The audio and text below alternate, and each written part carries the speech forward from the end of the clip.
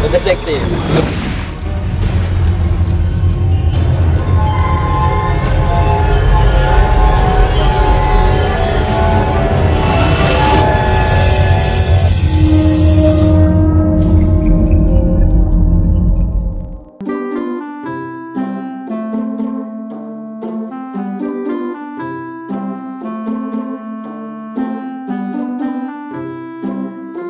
Assalamualaikum warahmatullahi wabarakatuh. Alhamdulillahirabbil alamin. Allahumma sholli ala sayyidina Muhammad wa ala sayyidina Muhammad. Untuk seluruh para saudaraku, pada sore ini alhamdulillah saya baru pulang silaturahim di kediaman Romo Yai, guru saya, yang sebagaimana beliau adalah guru penasehat yang selalu menuntun, mengingatkan saya setiap saya melangkah. Dan singkat cerita, pada sore ini saya sudah di Yayasan Pesantren Nur Syafaat, bahwasanya pada sore ini akan kedatangan tamu saudara sahabat yang begitu tampan, bijaksana, mempunyai wibawa yang luar biasa, yaitu Ki Ageng Mangir dari Yogyakarta. Kita tunggu untuk kegiatan selanjutnya. Itu saja yang bisa saya sampaikan.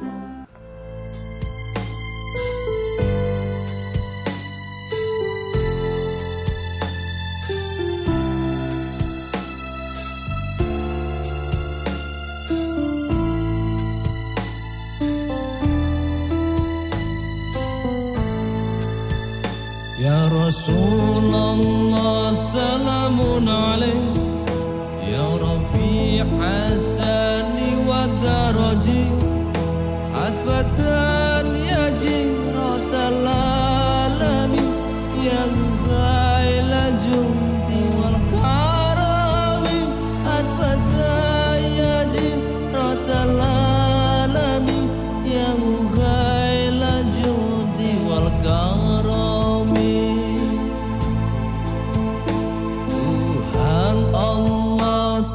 Berperi, setiap insan sudah diberi, asalkan dia sudi mencari, tenangkan diri, tengoklah hati, asalkan dia sudi mencari, tenangkan diri, tengoklah hati. Janganlah susah mencari bila ada di batang bulu. Janganlah susah mencari Allah, rahasianya di dalam tubuh. Janganlah susah mencari Allah, rahasianya di dalam tubuh. Awasnya saya kundi. Ini dekat rumahnya.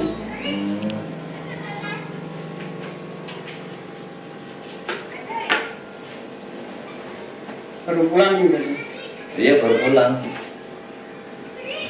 Dalam acara ngendangi anak Romo Yai ini nikahan itu mendadak.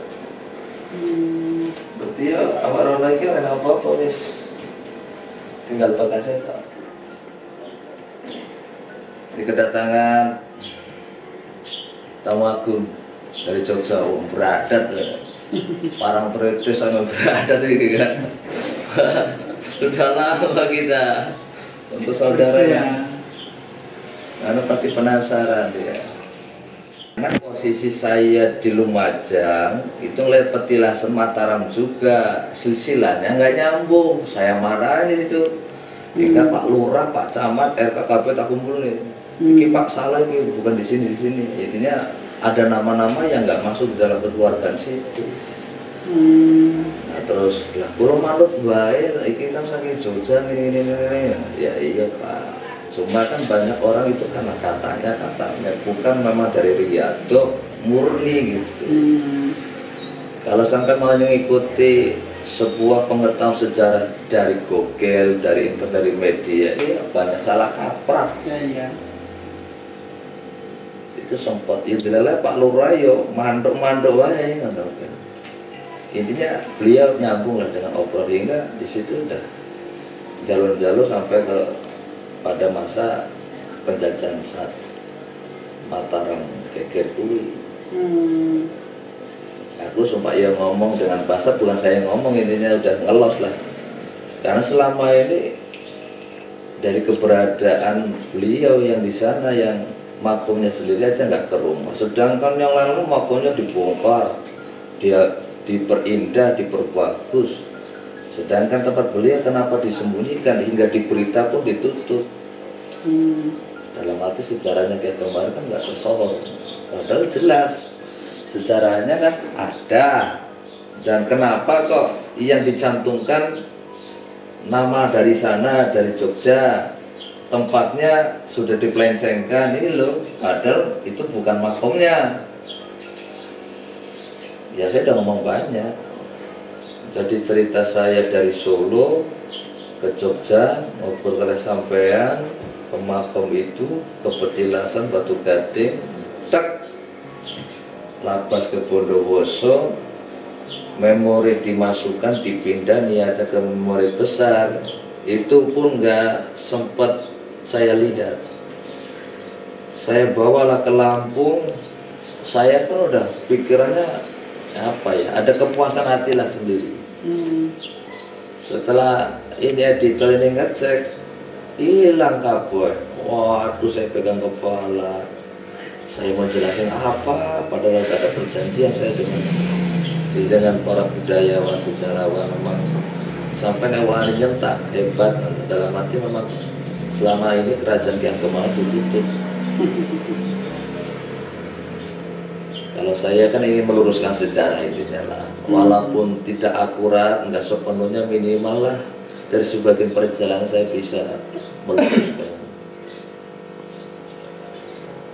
Jadi kayak bahasa jiwaku mau berontak, saya harus kedatang lagi, tapi nggak tahu. Dan tentunya dengan proses ritualnya akan lebih panjang dari pertemuan kunjungan pertama saya ke lokasi. Iya.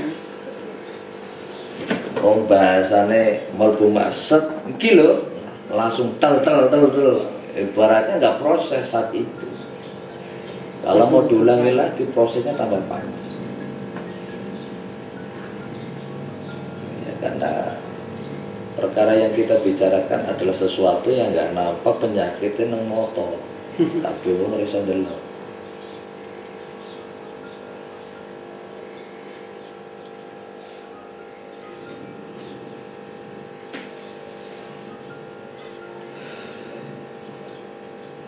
Ya, untuk seluruh para saudaraku, hamba Allah Subhanahu wa Ta'ala, pada sore ini kedatangan saudara. Kalau yang awal dikenal Raden Prasetyo ataupun yang digelari Kyang Sumangir, ya saya pernah menceritakan dari episode di tahun-tahun 2016-2017 sampai 2019 masih tetap agak mengarah ke Kerajaan Mataram. Di episode 49 tahun 2016, pada saat itu harinya besok mau puasa dan malam ini syutingnya. Dan saat itu ada Pak Geger, ada saya, ada Ki Ageng Mangir, itu di daerah Muris. Nah, terus dari perjalanan itu sampai tahun 2020 secara singkat ketemu lagi di Lampung, ya di sini. Nah, pada sore ini ya saya baru pulang dari kediaman Romo Yai saya, ya dalam arti guru lah, guru saya mengajarkan sedikit-sedikit tentang hati, tentang jiwa. Ya banyak keilmuan, wasiat-wasiat, nasihat-nasihat, dukungan, support, ya beliau lah. Maka saya menyampaikan beliau tetaplah guru. Nah, jadi tadi memang tidak ada niat apa-apa, posisinya sampai ke sana, nggak tahunya kok bekas acara hajatan, nggak tahunya anaknya nikah, padahal umurnya masih 20 tahun. Jadi semuanya sebuah mendadak, nggak ada undangan, nggak ada kumpulan panitia. Jadi saya nyampe ke tempat rumah ya saya yang di Tulang Bawang sini. Ya, Padahal udah berantakan azan ya. Lanjut lagi.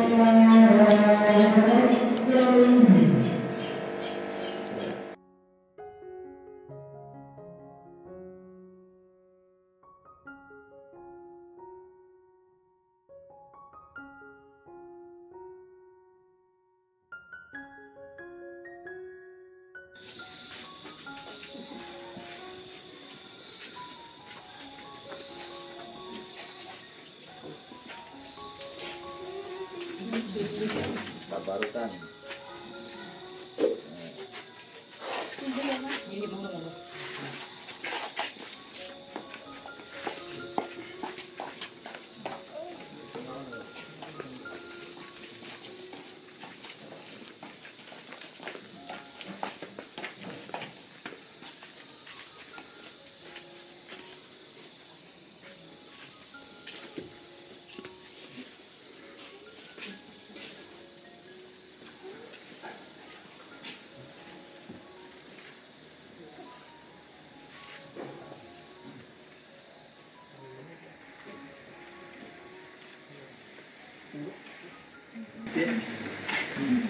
Jadi wong ini enten dayok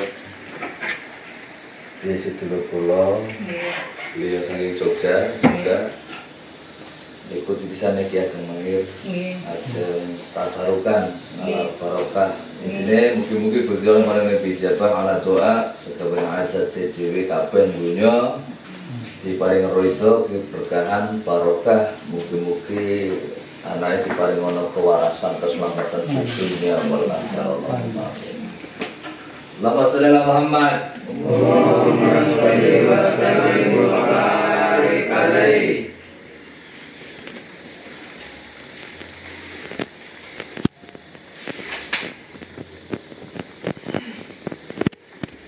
Kayak budi Bu jenengan. Kula saking Jogja kok sono. Sentolo, Pak. Sentolo. Sentolo. Nggih.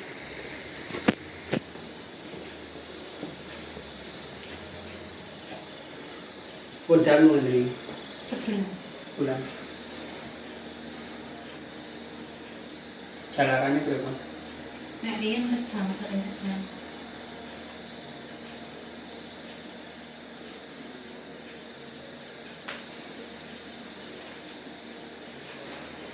Ini Amit Mas. Berapa? Apa? Ininya jangan ya. Hah? Ininya jangan ya. Nah, terus? Di stop dulu ininya biar tak prosesnya nanti kalau setelah itu nggak apa-apa nanti kalau sampai. Oke, oke. Soalnya orang oleh ya kan. Oke, oke. Intinya buat pribadi nggak apa-apa sih? Apa di blur aja biasanya? Lampu matikan, kamera tetap on, tapi kan bisa di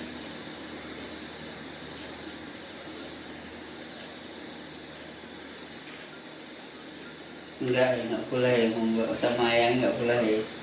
Nggak boleh dimatikan. Boleh, ngomong orang. Kalau kesana mah nggak. Prosesnya saya nggak tahu.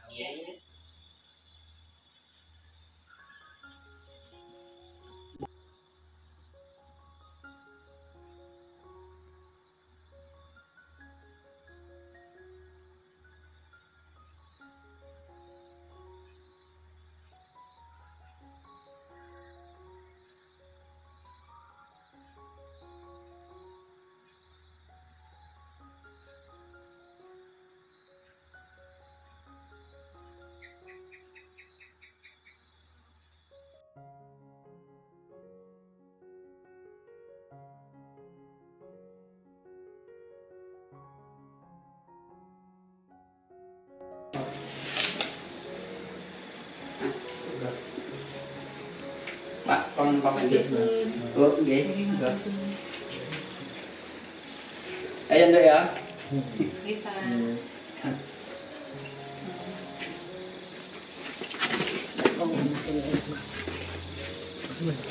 Pun nggih. Mas. Nggih. jalan. Nah, jalan. Ya.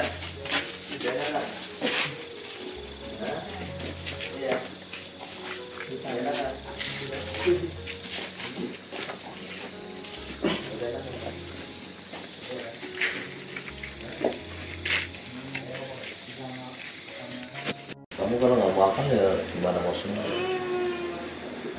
Mau makan nggak? Mau sembuh kan? Iya kan? Iya. Jadi kamu kalau mau sembuh makan yang teratur, jangan banyak pikiran. Kalau kamu sayang sama bapak, sama ibumu itu, kamu sayang sama bapak kan? Iya kan? Sayang nggak kamu sama bapakmu? Hah? Sayang kan? Enggak. Sayang nggak? Kamu kan nggak bisa ngomong, cuma kamu lagi nutupi diri kan? Hah? Kamu nggak usah takut. Jadi gini pesanku ya, kamu kan udah bisa ngomong dari awal udah bisa ngomong, sekarang udah mulai banyak perkembangan. Yang satu, bukti cinta orang tuamu melahirkan, membesarkan kamu kan. Yang ketiga nih, memperjuangkan kamu biar sehat, zahir dan batinnya.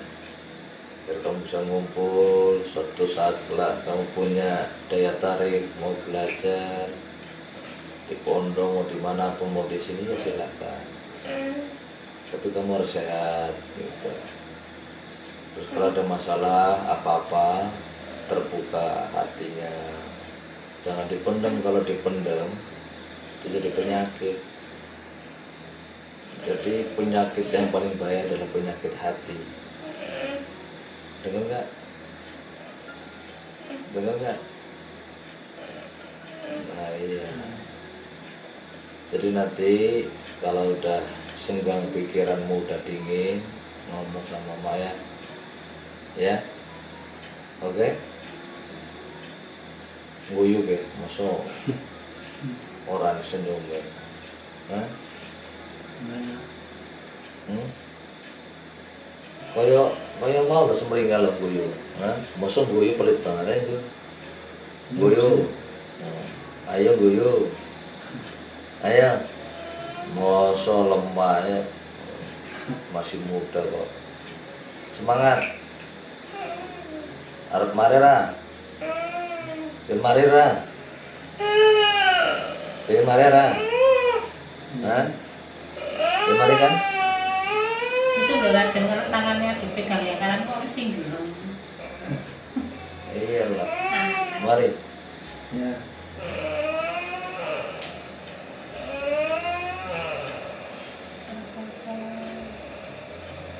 Kendang mari. Dia ngomong, gua harus semangat kok. Semangat, mat. Ngomong. Ayo. Nek kowe jenenge pindho obat iku sih. Iya kan? Ya. Iya kan? Hah? Nanti kamu kalau udah senggang, pikir adem, ngomong ya. Gak bisa lah ya. Ngomong ya. Nah,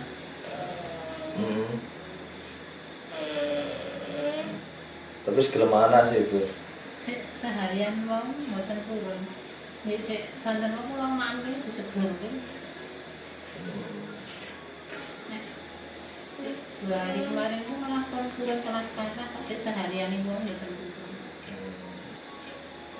Kok ngobrol nesar ngomong apa ya? Oh jadi tutup kan gendang mari ngono kan. Nah iya. Kayaknya lagi bimbang kapiran dulu biar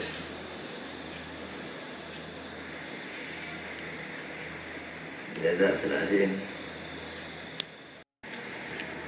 Bismillahirrahmanirrahim. Alhamdulillahirabbil alamin. Bersyukur dengan segala kenikmatan, nikmat dari mana diturunkan dari ujung kepala sampai ujung kaki. Mata masih terbuka dengan sehat, badannya kita masih bisa beraktivitas sebagaimana peran kita di dunia yang berbeda-beda, beraneka ragam. Semua manusia beropini, mempunyai suatu pemikiran, mempunyai cara, keyakinan, kepercayaan, dan langkah. Dari langkah yang lainnya pun beraneka ragam. Itulah Bhinneka Tunggal Ika. Indonesia yang kaya budaya, kaya spiritual, kaya sejarah, dengan kaya keilmuan dari segala keilmuan. Di mana Indonesia cahaya yang paling terang benderang, cahaya yang terus memancarkan sampai ke langit-langit.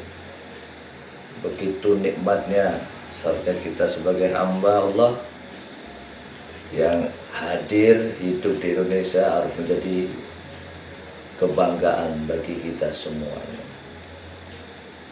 Di mana tanpa para habaib, alim ulama, para kiai, seluruh para pejuang-pejuang yang tak pernah lelah untuk menebarkan cintanya sampai mengejar apa yang dicintai, sampai mendapatkan sesuatu yang dicintai, yaitu ridho Allah Subhanahu wa ta'ala. Allahumma sholli ala sayyidina Muhammad wa ala sayyidina Muhammad. Bersolat kepada Nabi, harapan kita umat hamba Allah yang insya Allah beriman kepada Allah Subhanahu wa ta'ala, yang terus menghidupkan ketauhidan di dalam diri kita.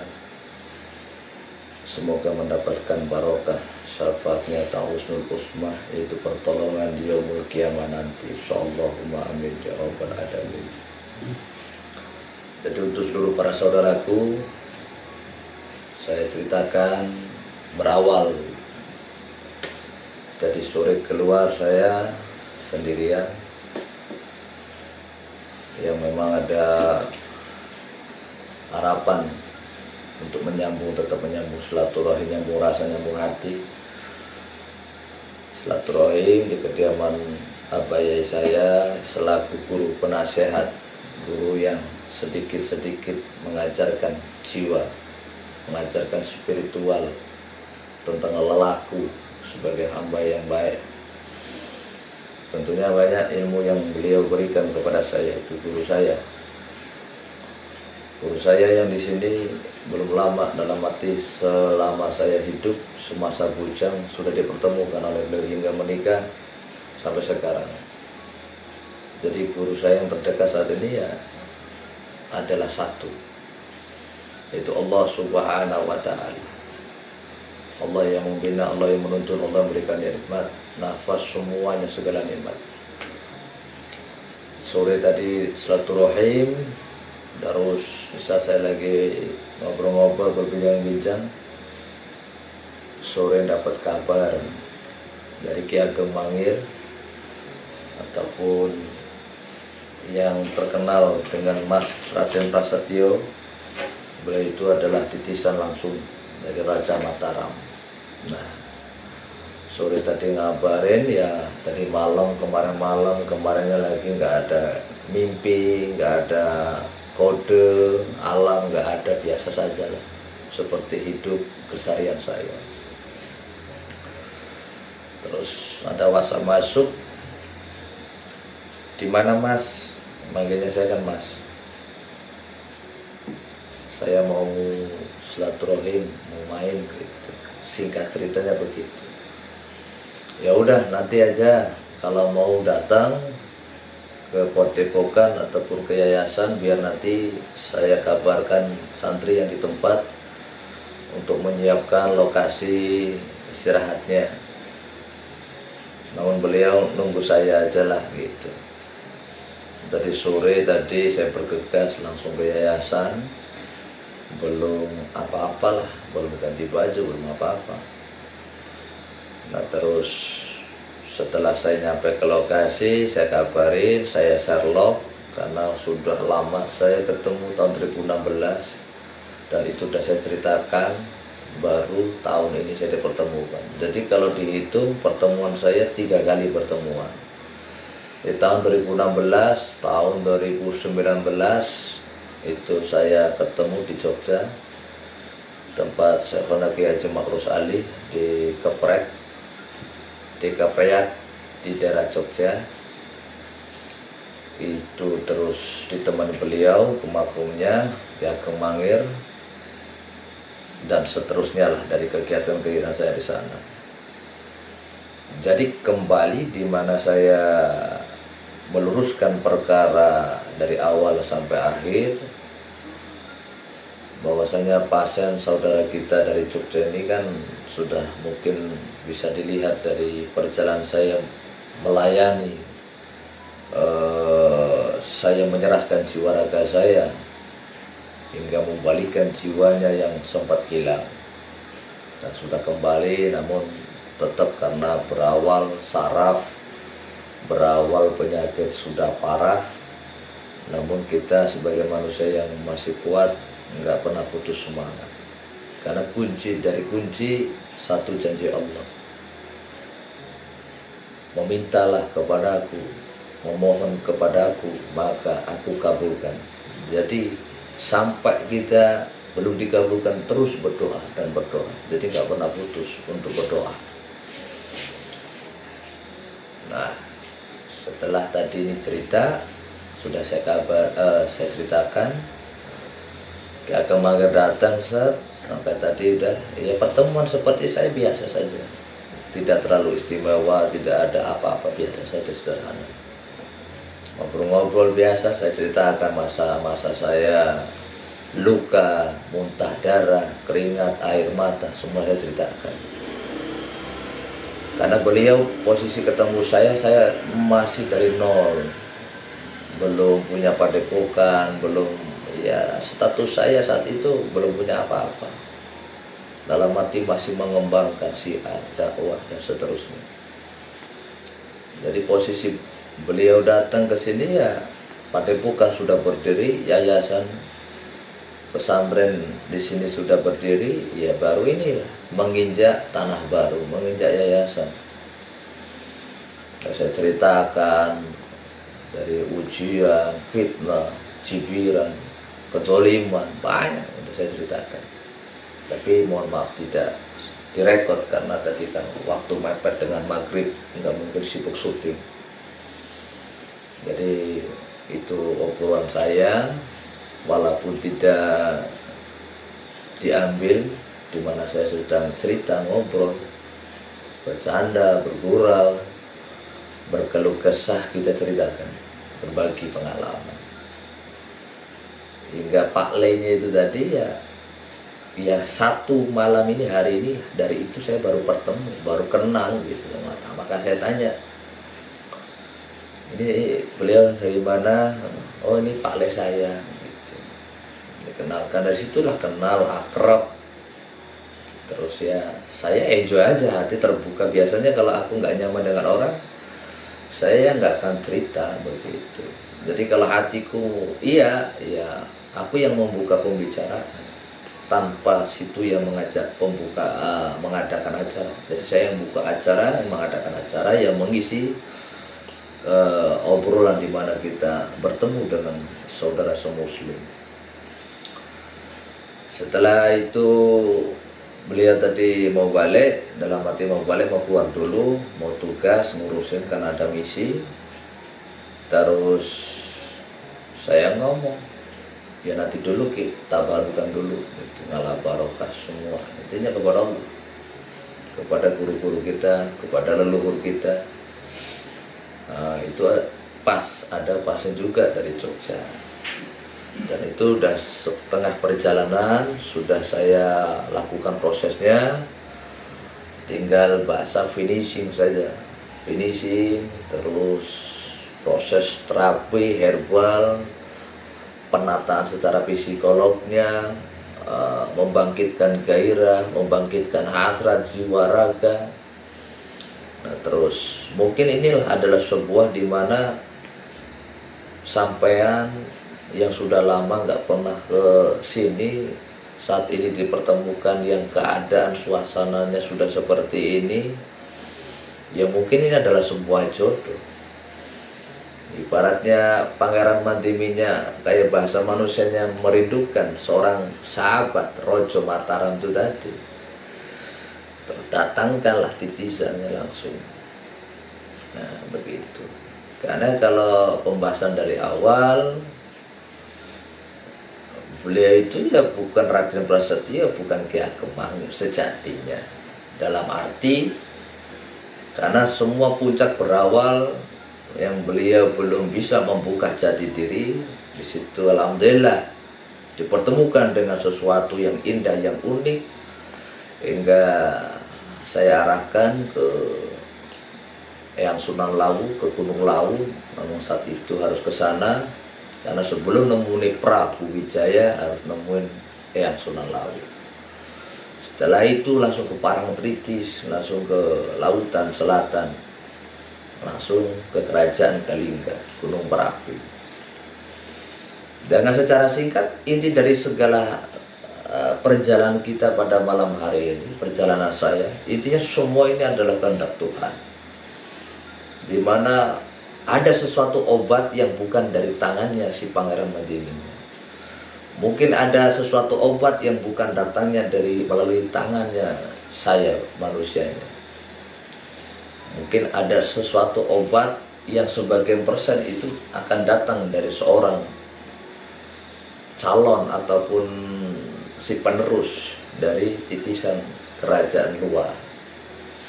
Alhamdulillah beliau datang, ya udah.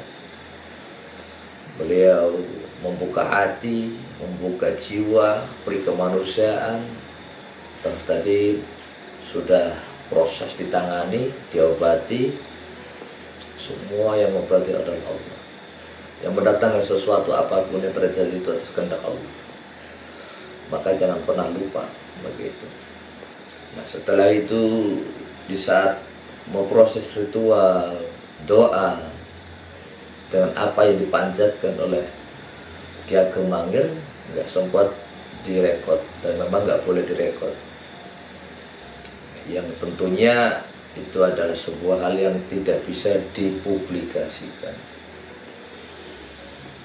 Alhamdulillah setelah beres beliau balik keluar dulu tugas, insya Allah nanti malam kalaupun masih dijodohkan datang lagi ke sini karena saya masih ada hubungan obrolan lagi, ada acara-acara lain tentunya untuk kemaslahatan umat, untuk menambahkan cahaya agar semakin terang alam jagat ini, insya Allah. Jadi untuk seluruh para saudaraku, obat yang paling mustajab, obat yang paling ampuh adalah hatinya seorang hamba yang mau taubat kepada Allah. Kembali berawal adanya penyakit yang berbahaya adalah hasad, kedengkian, selalu mencari kesalahan, keburukan, aib orang, itu penyakit hati. Maka obat paling mustajab adalah hatinya yang tidak pernah putus untuk memohon maghfirah dengan kalimat lantaran syariatnya apa? Al-Quran. Al-Qurannya menjelaskan seperti apa? Perbanyak berzikir, yaitu perbanyak istighfar. Maka kalau hatinya sudah terus istighfar, salah, hilaf, lalai, langsung taubat. Salah lagi, taubat lagi. Salah lagi, taubat, terus seperti itu. Maka berawal dari hati, obatnya juga harus dari hati. Jadi untuk seluruh para saudaraku di Indonesia, Nusantara, seluruh mancanegara manapun, jangan bersandar dengan kiai, dengan dukun, dengan paranormal, dengan siapapun. Nggak boleh juga bersandar dengan saya. Maka saya luruskan kepada para pasien yang datang, jikalau Allah menurunkan sesuatu petunjuk kepada saya akan berikan jalannya. Jalannya apa? Bukan membahas penyakitnya, bukan membahas ini penyakit datang dari mana, karena prinsip saya adalah satu, yaitu obati itu. Bukan mengungkit penyakitnya, bukan mengungkit masalah apa yang dilakukan. Kuncinya adalah selamatkan jiwanya. Kita doakan semoga orang tersebut diberikan kesehatan oleh Allah Subhanahu wa Ta'ala. Maka setiap banyak umat kalau punya masalah, dia selalu memikirkan tuh masalah, hingga hancur jiwanya, pikirannya rusak, dohirnya sakit. Karena apa? Banyak memikirkan masalah itu masalah, memikirkan ujian, yang memikirkan cobaan. Yang dibahas di sini adalah solusi, itu adalah jalannya, obati. Kalau kau punya masalah utang, bukan mikirkan utangnya, tapi kerja dengan sungguh-sungguh, manjada wajah dan ditanamkan, yakin saja, tidak usah aku yakin. Karena itu bukan makomnya bagi orang yang masih di tahap yang sedang belajar untuk mendekatkan dirinya kepada Allah. Maka dari situlah ada masalah utang piutang, bukan pikirkan hutangnya, tapi pikirkan kita membayar hutangnya. Yaitu dengan apa? Dengan jalan. Jalannya bagaimana untuk menurunkan hutang? Ibadah, sholatmu perbaiki, Al-Qur'annya dicintai, dimuliakan, dicium, diangkat. Jangan sampai Al-Quran kena debu sedikit pun. Dosanya itu sampai masuk ke dalam ragawi kita, itu akan menghancurkan setiap peredaran darah, nadi-nadi, saraf-saraf, hingga akan lumpuh tubuhnya, energinya manusia itu akan melemah. Maka muliakan Al-Quran, cintai Al-Quran, sanjung tu Al-Quran, selalu merindukan tu Al-Quran. Tapi orang banyak merindukan handphone, genggam, elektronik, media daripada Al-Quran. Ada Al-Quran, ada HP, pasti dia akan mengambil handphonenya daripada Al-Quran. Maka inilah yang saya takutkan. Maka dengan saya sampaikan ini, menjadikan wawasan bagi saya, kalian semua para saudaraku. Terima kasih untuk dukungan support dari Habib Bahar, Habib Syahril, Habib Fadli, Habib dari Habib lainnya yang nggak bisa disebutkan, yang sudah menyupport siar saya, dakwah saya melalui jalan spiritual ini. Ya, semoga bisa diterima banyak umat, diterima oleh masyarakat, diterima oleh keluarga kita maupun orang-orang yang kita cintai. Jadi itu saja yang bisa aku sampaikan, saya terapkan. Kalau kembali kepada pasien saudara kita ini, tadi sudah disampaikan oleh Ki Ageng Mangir yang memang tidak seperti expose, dikarenakan itu adalah privasi, ritual yang tidak boleh ada kamera apapun. Daripada fatal, maka kita ceritakan saja melalui komunikasi, melalui wasilah mulut saya sendiri yang menyampaikan cerita apa saja yang dilakukan tadi, dan ini sudah aku ceritakan. Jadi tunggu saja untuk acara selanjutnya, nanti insya Allah saya akan berkolaborasi melakukan sesuatu dengan Ki Ageng Mangir selagi beliau masih ada, masih di sini, karena beliau habis menikah kan belum lama, statusnya duda, punya anak satu, nikah lagi, dan nikahnya belum lama. Nah, dan beliau saat ini tinggal di Wayabung.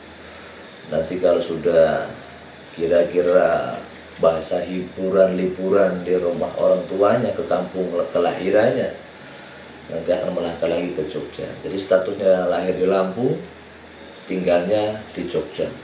Dari bujang, kuliah, sampai menikah, rumah tangga di sana, kerja di sana, semuanya. Jadi di sini hanya main tempat ibunya, ayahnya. Sedangkan Pangeran Pati yang cucunya Tengku Pati pun rumahnya di daerah Weabu. Jadi Ki Ageng Mangir kalau Pangeran Pati itu cedek gitu, satu kampung. Sedangkan Pangeran Pati itu tugasnya sebagai brimob, beliau sudah luar biasa lah pangkatnya. Nggak perlu diriakkan, nggak perlu, intinya tugasnya sekarang di Karang. Dan dalam keadaan sehat, komunikasi saya putus tahun 2017, HP ku hilang, aku nggak punya nomornya lagi. Jadi hanya telepati saja, pakai hati, pakai doa aja. Oke, pemirsa, semoga bisa dipetik, bisa dijadikan pelajaran bagi kita semuanya.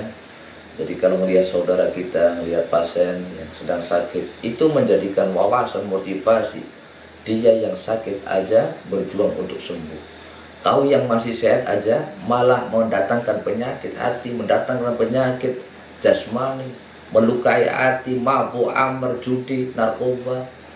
Ini yang sakit aja pengen sembuh, malah yang sehat pengen sakit, kan kebalik otaknya. Jadi wassalamualaikum warahmatullahi wabarakatuh.